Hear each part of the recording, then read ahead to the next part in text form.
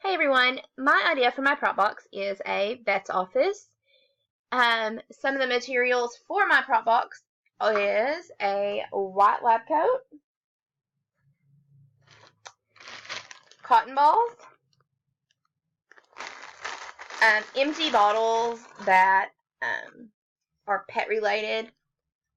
So this one is an ear cleaning solution that can be used. Band-aids for the animals' boo-boos. Well, then I have a play doctor's kit. And inside the doctor's kit, there are stethoscopes,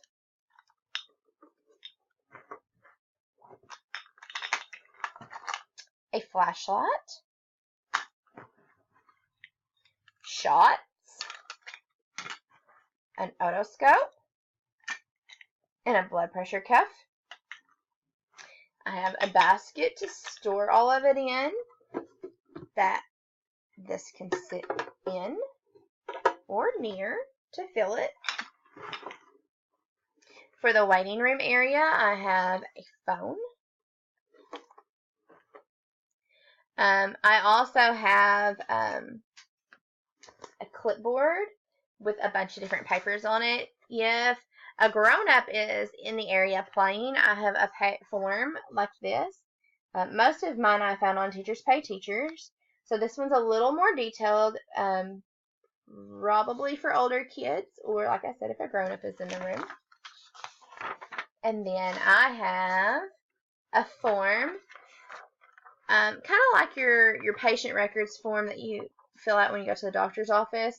So this is the pet information form, and it just has the name of the pet and the type of pet where they get to mark whether it's a dog or a cat or a bird. If the pet is sick and if they think that it needs a shot, and where they can write the owner's name. I recommend laminating everything, making copies and laminating.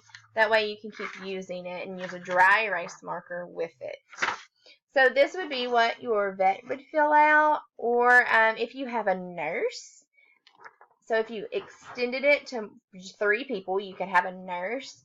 So this would be where the person would write the name, whether they're a dog, the type of animal they are, if they have a temperature, if it's normal, if they're sick, or what the treatment might be. And then we have a doctor's notepad, and it's kind of like a prescription pad, so the vet could give the prescription to the owner. And then I have some kind of like environmental print for the animals.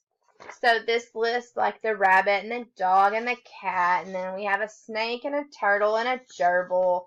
There are several more, like you can do birds and fish. And then I have to be posted, which can be front and back. When you laminate it, you could put a piece of paper in between it to kind of cover up so it doesn't show through. But this is an open and a close sign to put on the vet's window. And then for your owner, if the vet has to run tests on it, there is a waiting room sign. And then most vets' offices have a special area where you can buy supplies for your animal. So there's more extending that can be done. But we have a pet supplies. So if in your vet area, if you wanted to pretend sell stuff, there's a sign for it. And then, of course, the doctor is in sign. You can also extend it to where you can have the kids help you choose the name of the vet's office and make a sign out of cardboard or construction paper, and also, like I said, laminate it, because we know that most of the materials are very useful if we laminate. I have a container for a dog, a crate. You can use it for a cat or a dog. And it opens from the front and the side. You can get little storage bins to put your animals in and make pretend little cages for it. We have different animals. I have a lamb and a dog, a cat, and a bear. Like I said, you can extend this also. You can add a bird or a fish. And then I have this bucket that you can store it all in.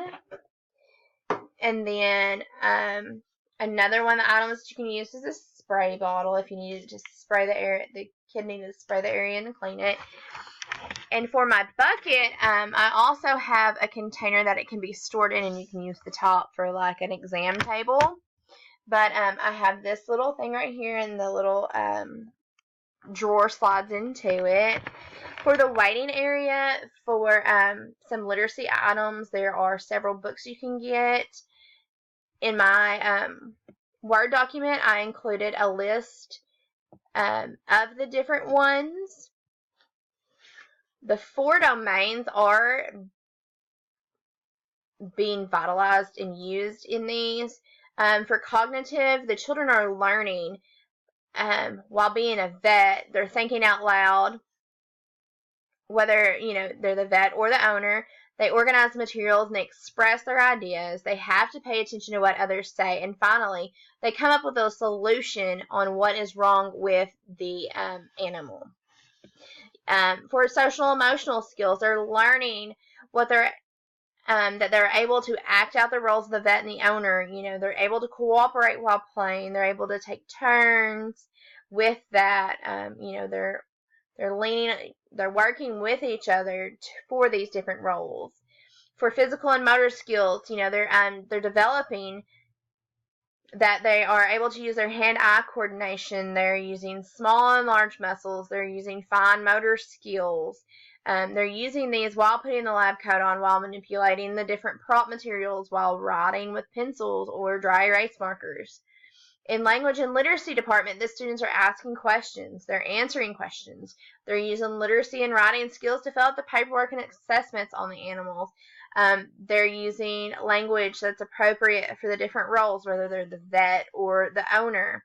And finally, they're using literacy skills while they are reading about the pet-related books, or if you have magazines. So the pet-related books and magazines in the waiting area, they're reading those.